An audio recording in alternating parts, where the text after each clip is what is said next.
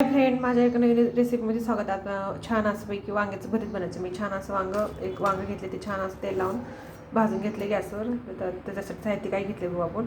शेंगदाण्याचं कूट घेतले, तर मॅजिक मसाला घेतला, एक टोमॅटो घेतले, एक कांदा कट करून घेतला, जिरं घेतले, थोडं हळद घेतले, मोहरी, लाल तिखट आणि चव्हाणा मटण मसाला, चवीपुरतं मीठ, अद्रक लसणची पेस्ट आणि इथं थोडीशी मेथी घेतली.